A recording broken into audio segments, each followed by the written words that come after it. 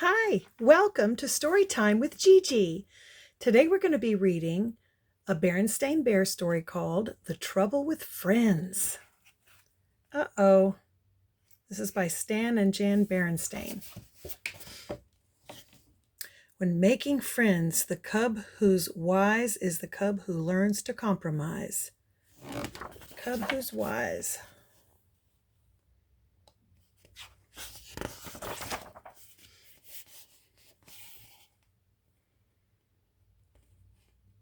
Sister and brother bear, who lived with their mama and papa in the big tree house down a sunny dirt road deep in bear country, were not only sister and brother, they were playmates, and they got along pretty well, most of the time. But brother was quite a lot older than sister, almost 2 years, and sometimes he wasn't much interested in the games she wanted to play, especially when sister got a little bossy, which she sometimes did.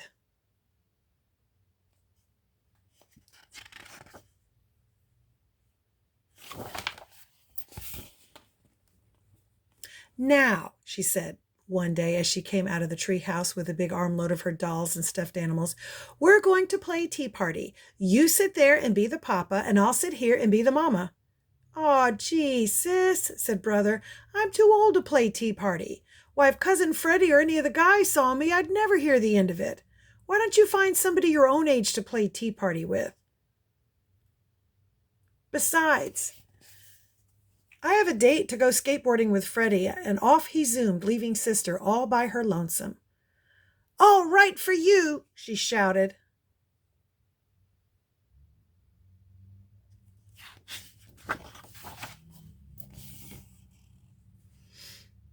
"Oh dear," said Mama, who was watching from the treehouse window. "There goes brother off to play with Freddie again. I do wish sister had somebody her own age to play with." "What about her school friends?" asked Papa, joining her at the window.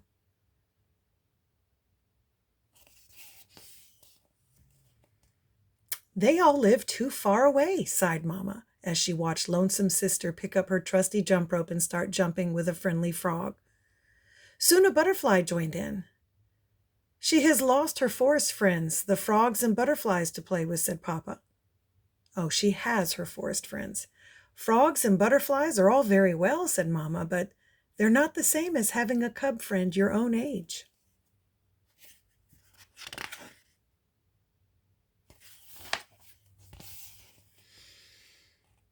That's when Mama saw the moving truck out of the corner of her eye.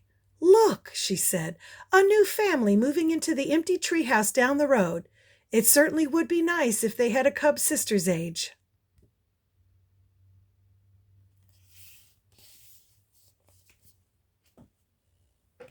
Sister saw the truck too, and the car following it. "Somebody moving into the empty treehouse," she said. "I wonder if they have any cubs." And off she skipped down the road to investigate. And the butterfly and frog are following her.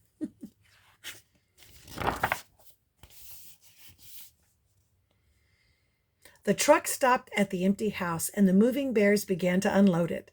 The car pulled in behind the truck, and the new family got out.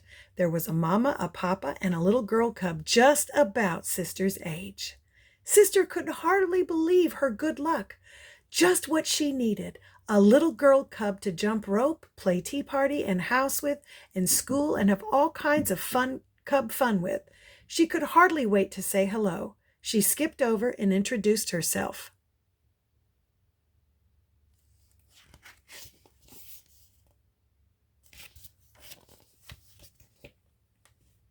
"Hi, I'm Sister Bear. I'm 6 years old and I live just down the road." "Hi," said the new cub. "I'm Lizzie Bruin, and this is my papa and mama, Mr. and Mrs. Bruin. I'm 6 years old too. May I try your jump rope? I can do red hot pepper." And could she ever? Lizzie Bruin was the fastest rope jumper sister had ever seen.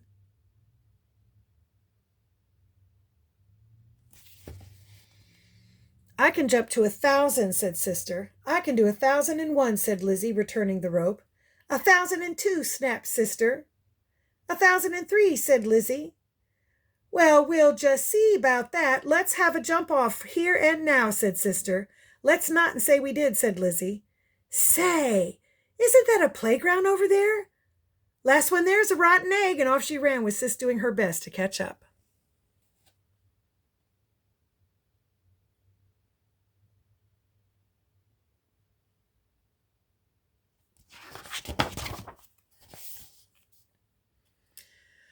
Well, said Mamma, who had been watching from the window, the new cub certainly is a lively little thing. She may be just what Sister needs. Sister and Lizzie had quite an afternoon. They climbed to the top of the jungle gym, rode the seesaw, pushed each other on the swings. They played tag, laughed and giggled, rolled down a grassy bank, and picked wildflowers for their mamas. Sounds like they're having lots of fun.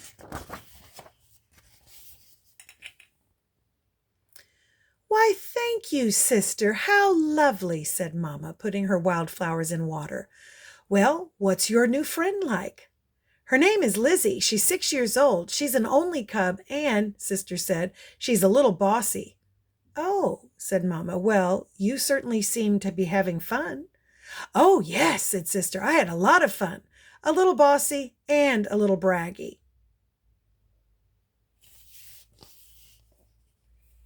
The next morning, bright and early, the phone rang. It was Sister's new friend, Lizzie.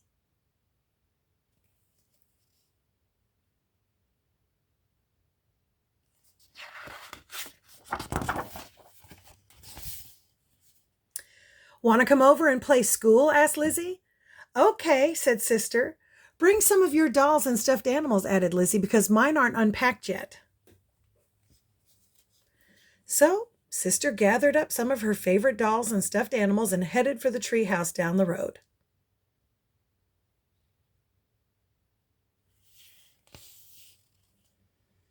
Come on in here, called Lizzie from the garage. My mama and papa are still fixing up and putting away, so we're going to play in here. Who did you bring? My best doll and stuffed animals, said Sister, and this is my special teddy that I've slept with ever since I was a baby.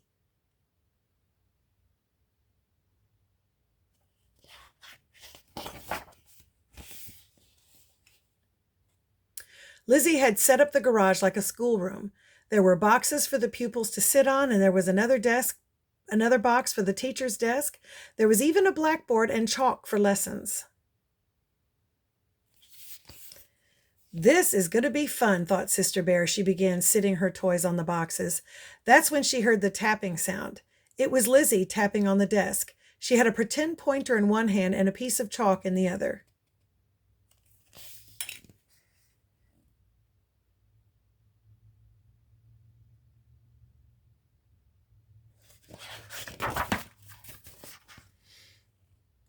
Please be seated, Sister. It's time for your lessons.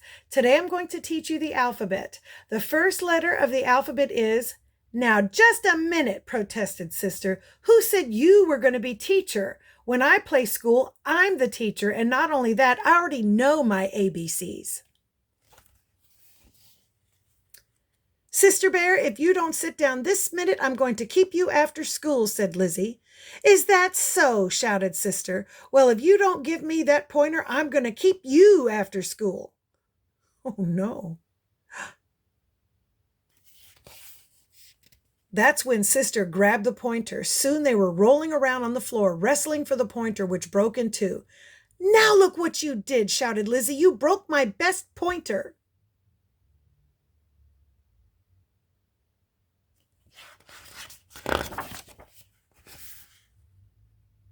I'm not going to play with you ever again, shouted Sister, gathering up her toys. I'm going to take my dolls and go home. Sister's mad and I'm glad, shouted Lizzie as Sister marched out of the garage. Lizzie, Lizzie, in a tizzy, Sister shouted back. You're not being very friendly. Back so soon? Asked Mama when Sister returned looking like a storm cloud. I'm never going to play with that Lizzie Bruin again, shouted Sister. She's much too braggy and bossy. I don't need her to play school or anything else. It's much better playing by yourself. When you play by yourself, you can do what you want, when you want, without having to worry about that Lizzie Bruin. That's true, said Mama in a quiet voice.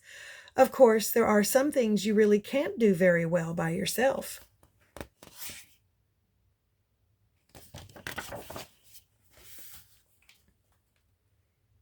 Like what? Asked Sister. You'd have a pretty hard time pushing yourself on a swing, said Mama. And I'd like to see you ride a seesaw by yourself. Most games like hopscotch and jacks take at least 2 to play, and it certainly is nice to have someone to laugh and giggle with.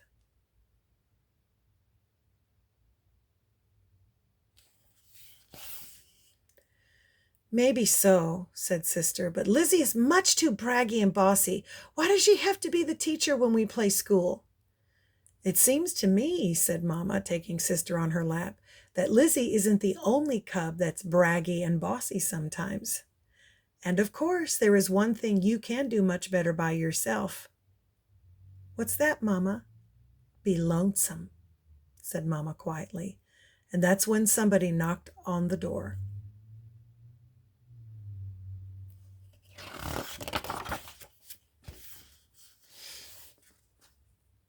It was Lizzie, and she was carrying Sister's teddy. When Sister took all her dolls and went home, she forgot her teddy, she said. And, well, I knew it was her special favorite that she slept with since she was a baby, and I thought she might miss it. Why, thank you, Lizzie, said Mama. That was very thoughtful of you.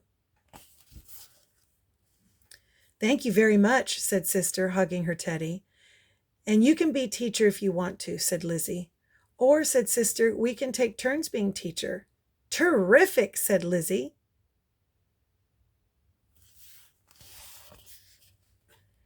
Great, said Sister, gathering up her doll and stuffed animals again. Last one back to your garage is a rotten egg.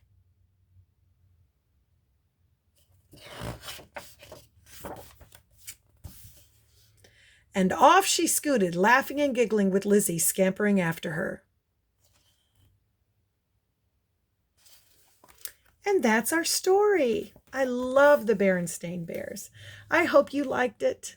Make sure that you like and subscribe and share with your friends. Thanks for spending a little time with me today. Bye until next time.